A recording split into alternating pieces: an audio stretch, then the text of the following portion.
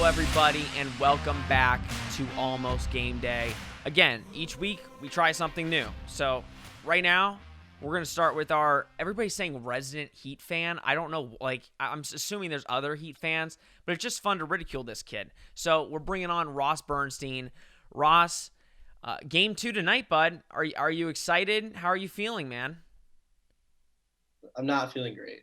I'm not going to lie to you, Sean. I was on the show. I think this is just karma. I was on 2 shows this week. I was on Girl on Deck and the main show. So happy about that. All I did was talk about how the upset kids, the grit, the toughness, we're going to make a miracle. And then I watched the first game, and I'm not feeling the greatest. But it's game 2. It's game 2. It's better. Got to be better than game 1. That's it. That's all I got. See, you say it has to be better than game 1. I don't know if it's better than game 1 because you lose 2 of your starters, which I can't remember the last time a team in the finals has lost 2 starters in game 1. The last time a big-time player got injured was like Kyrie Irving or a Klay Thompson. Yeah. But now you look at it and you're without Goran Dragic and Bam Adebayo. So realistically, number 1, how do you replace those 2 players in this series? And number 2, what are your chances of winning this series without those 2 players? Well, they're irreplaceable is the first answer. I think our best offensive players are our pick and rolls with Dragic and Bam, our 2 best pick and roll guys, which is going to be very hard to replace. I think Kelly Olynyk's going to have to get a little more minutes. We just need tall people at this point. We looked soft out there. We looked so small and soft. It looked like the JCC team, a Jewish Community Center team, against the Lakers. It did not look right. We were getting bullied by Anthony Davis and Dwight Howard. They little boyed us the whole time. What we need to do to win game 2 is simple. We need to shoot 60% from 3. And I say that as a joke. It's not joking. Lakers, the thing that I can give us a little benefit of the doubt is Lakers shot lights out in game 1, and they haven't been a great 3-point shooting team. I don't know if that continues. If it does, we might as well wrap the series up now. But there's no way Rajon Rondo is going to shoot as well as he does in game 1 and the team overall.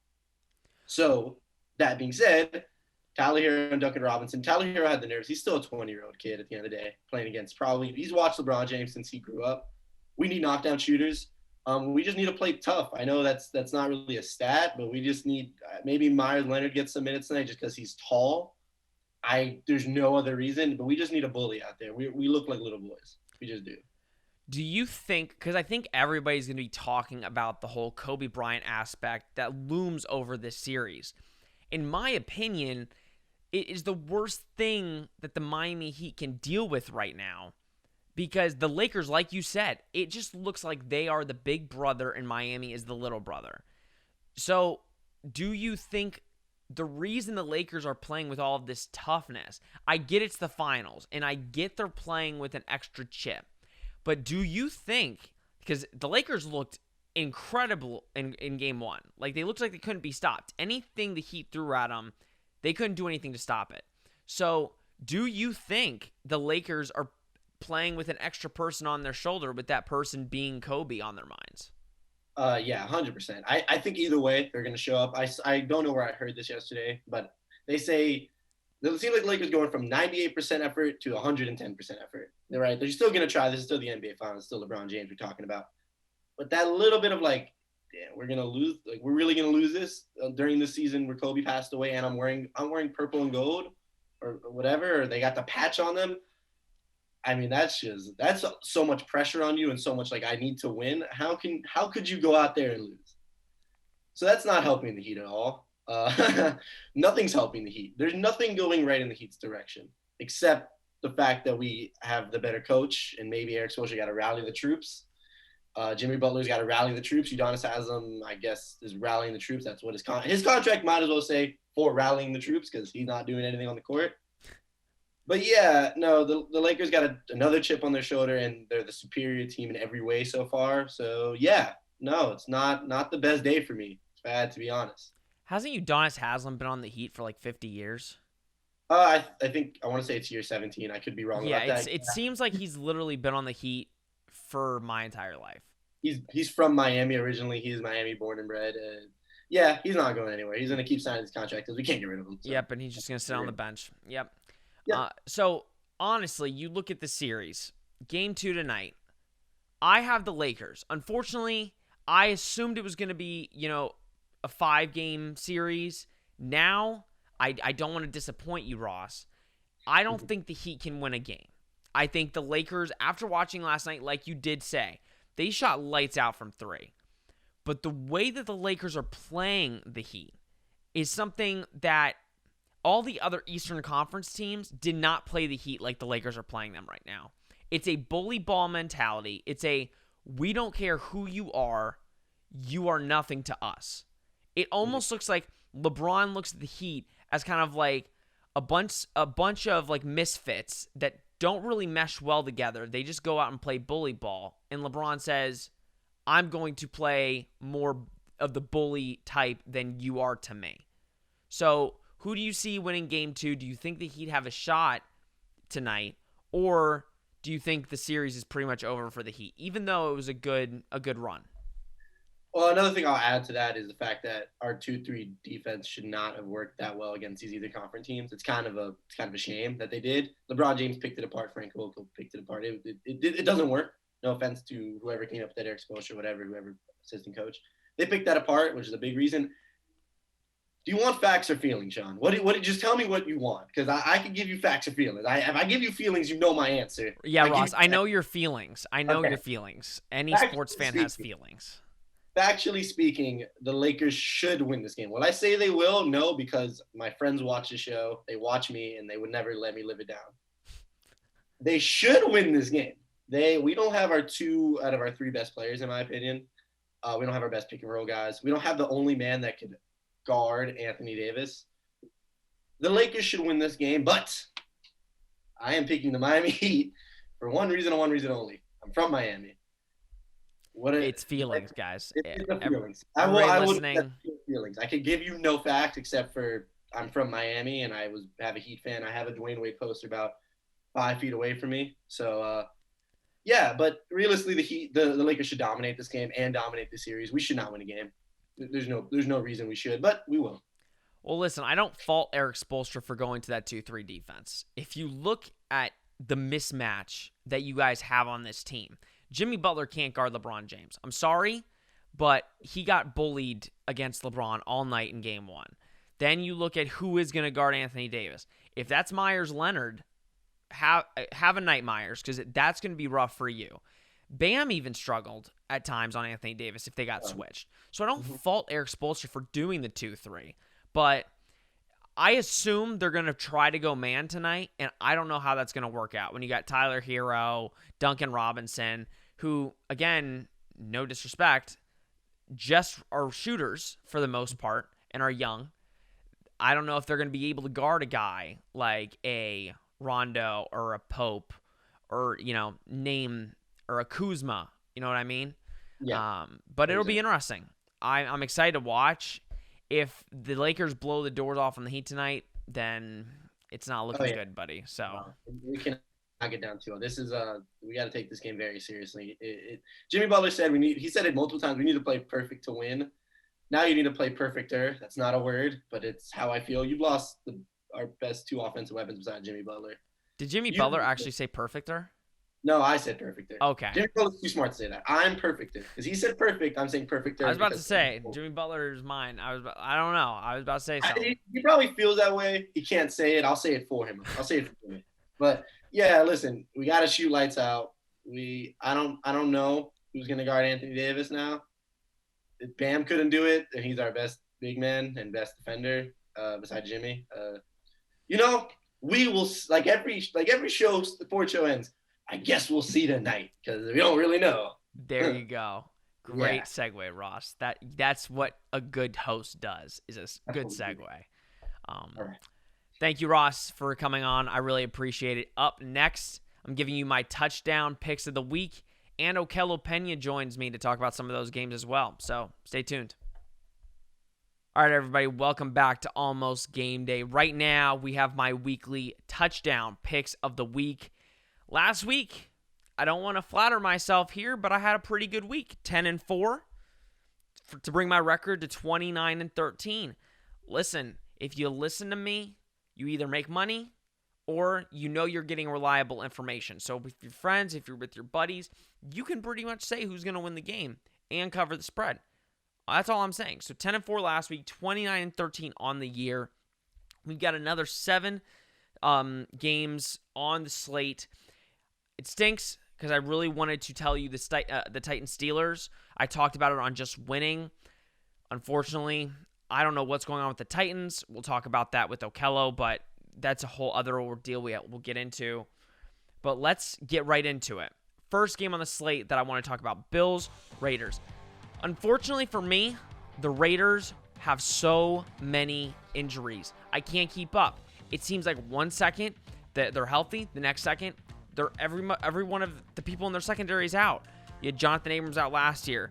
Now you got Arnett out pretty much for, I say 8 weeks with a thumb.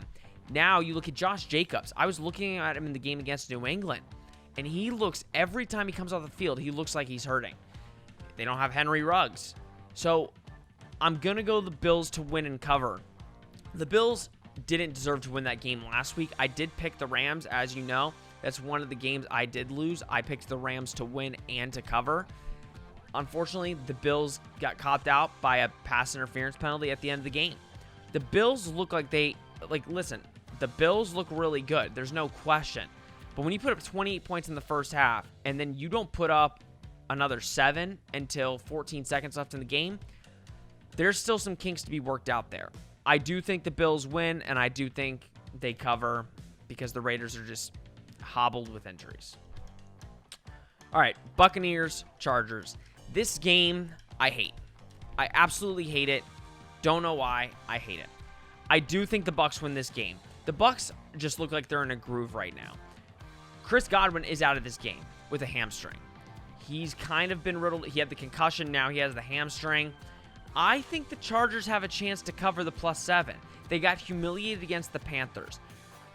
Listen, I don't know, especially with Tom Brady. I was always thinking, okay, the last time Tom Brady played the Chargers, the Patriots blew the Chargers out of the water. I don't know how the Bucs are going to do against the Chargers defense. The Chargers defense is good. They struggled against the Panthers, which scares me in a way. I do think the Bucs win.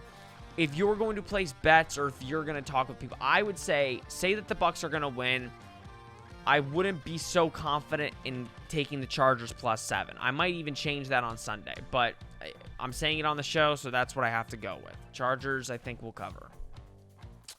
Cardinals, Panthers. Congratulations to the Panthers. They looked great last week, but I do think the Cardinals ultimately win and cover. The spread is really low. I think because the Cardinals biffed it against the Lions. But let's not get ahead of ourselves here. The Cardinals, they're a top 15 team in this league. I think they are a playoff team. They look good. They're still trying to work out the kinks on their offense as well. They've got a bunch of new weapons, bunch of new schemes. It's a little bit different. The Panthers are not that great of a team. They, again, got matched up with a rookie quarterback who is still learning last week. I think the Cardinals will come out and cover the spread and win. Colts, Bears. It's Nick Foles time, people. If you're betting against Nick Foles right now, I'm sorry, but what's wrong with you? I'm picking the Bears to win and cover. I don't want the Bears to win. I like the Colts. I think the Colts are a good team, but it's Nick Foles time in Chicago, and that's all I really got to say. If Nick Foles comes out and stinks it up on the field, then we can go for the weeks ahead and change some stuff up. But as of right now, I'm going Nick Foles all in. Bears to win and cover as the underdogs at +2.5. All right, the big game on the slate. Pats, Chiefs. Just want to throw this out there. When it comes to me picking the Patriots, I am 6-0 so far. 6-0. So, Pats, Chiefs. I'm saying the Pats win and cover +7. I don't know what it is. I've had this hunch for about a week. Ever since I watched the Raiders game, I said, this Patriots team matches up really well with the Chiefs. It's not like the Ravens matchup. The Ravens, like you saw on Monday Night Football, they don't match up very well with the Chiefs. The Chiefs kind of have their number on defense, and they can't, if the run's not working, the Ravens don't have much to do. This New England Patriots team matches up very, very well with the Chiefs. The Chiefs have been game planning for Tom Brady for I don't even know how long. Now they're game planning for Cam Newton, who's a different beast. It's not like Lamar Jackson, because Cam can throw better than Lamar. This play-action game for the Patriots, the running attack, the passing game, this is a game that can catch the Chiefs off guard. I'm going the Patriots to at least cover the +7, but I think they do ultimately win, so I'm going Pats here. All right, Sunday Night Football, 49ers, Eagles. Again, I don't know why I'm picking a lot of teams to win but not cover the spread, and I'm doing the same thing here. This could change over the coming days. I think the 49ers are riddled with injuries, but the Eagles don't have a lot of wide receivers. I just don't see the Eagles being an 0-3-1 football team. I don't know why, I just can't see it. But I am picking the 49ers to win. I just don't think they're going to cover. I think it's going to be a really close game because the Eagles are going to be hanging on for dear life. I don't know why. Both of these teams have big injury problems. Both of these teams probably, I don't know, coming down the line if they're going to look very good with the injuries. I'm going to go 49ers win, Eagles cover the +7. That's what I'm going with. And then finally, Packers, Falcons. I told you, I really want to bet the Falcons. I don't know what it is about that team. They have some weird voodoo magic on me that really wants me to bet them. I'm not doing it this week. I'm not doing it. I'm going Packers, going -7.5. Can't do it anymore. I can't bet on the Falcons. And if the Falcons make me mad this week by covering that spread, then I just can't bet on those games anymore. Because it's always a gut punch when they do well. But the Packers, I don't even care. The Allen Lazard's out. I don't care. Packers are the better team. I'm going Packers to win and cover the 7.5. All right. Those are my touchdown picks of the week. Now, without further ado, let's bring on Okelo Pena. All right, Okelo, so let's just get right into it. Let's talk about some of the big topics in the NFL that's coming up this weekend, right? So the big topic that's catching everybody off guard is this Titans-Steelers game getting postponed. And now it seems like every day, at least 1 to 2 Titans are getting the virus. They're getting tested for COVID, and it's becoming positive. If more Titans become positive, do you think they're going to cancel multiple games for the Titans, especially next week when they play, not the Steelers, but they play their next game next week? It's so hard right now to put into terms, how bad that this is getting for the Titans. I mean, I think right now this is bigger. They have to find a way to either bump back games, or they're just going to have to cancel them in general and maybe cut maybe the Titans' win deficit in half this year. Right now, like, football should be the last thing on their mind. If they could get people from the practice squad, I don't think that'll even help either, because that's just putting more players at risk. So for the Titans, I think right now they just have to play it out, wait it out, next 2 weeks and see what happens. But football should be the last thing on the mind for Mike Vrabel and his staff and his players. Yeah, I understand that. It seems very off. They followed all these protocols, and yet a bunch of them are testing positive. No other team in the league is having people test positive. So I don't know what the story is. I feel like people really need to dive deeper into what's going on there. I hope they all are healthy. I hope they're all fine. But it feels very weird that the Titans all of a sudden are the one team that are having an outbreak and no other teams are testing positive. Don't you find that a little odd?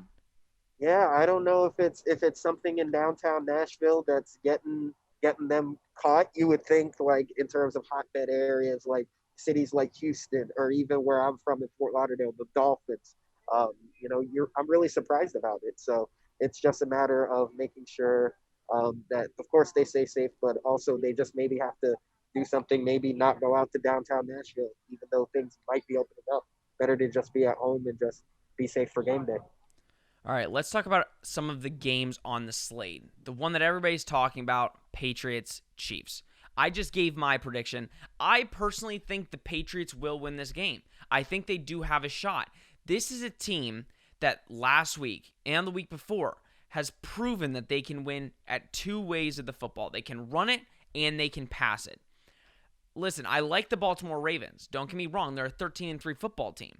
But they are not good in the passing game. They are a run-first team, and if you know how to stop that run, the Ravens become one-dimensional. What do you see out of this game this weekend, and do you think the Patriots have a shot as well?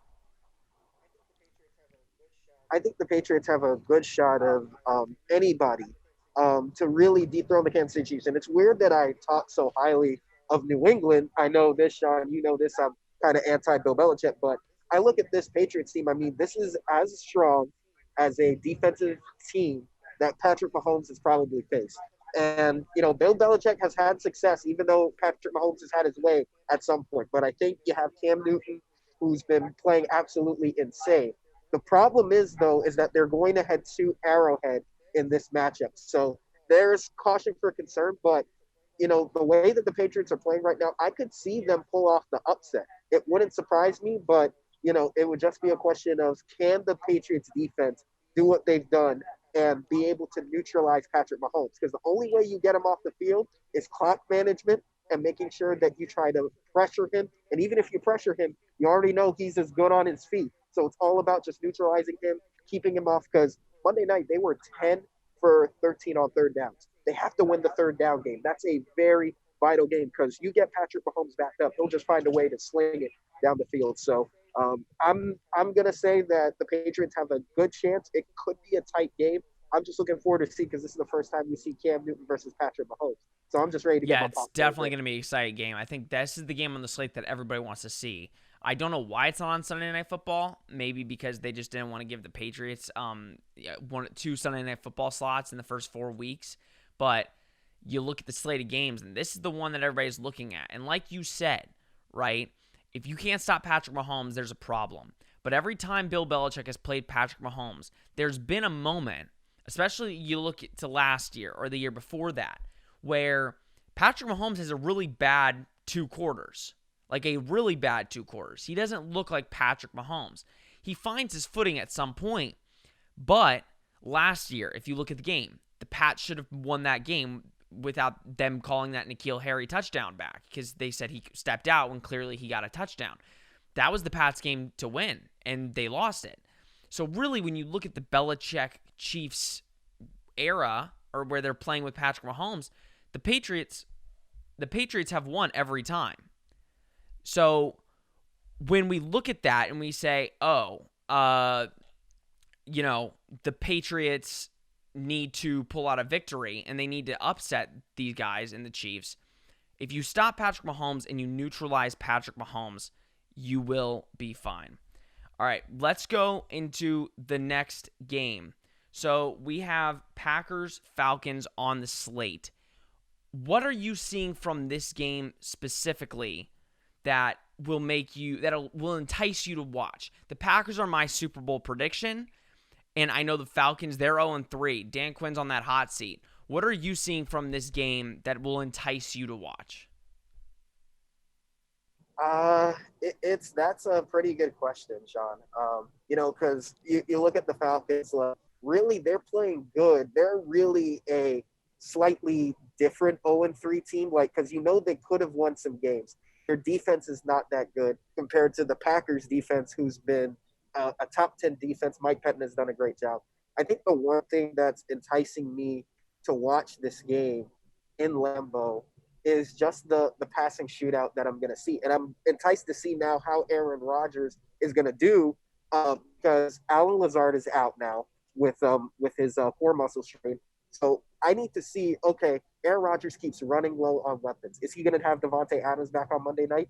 Can he be successful again? He's going to have Marquez Valdes-Scantling. I just want to see Aaron Rodgers ball out, because he's on one of my leagues of record, and I want to see, okay, can he produce another 300-point plus with maybe just 1 or 2 receivers healthy?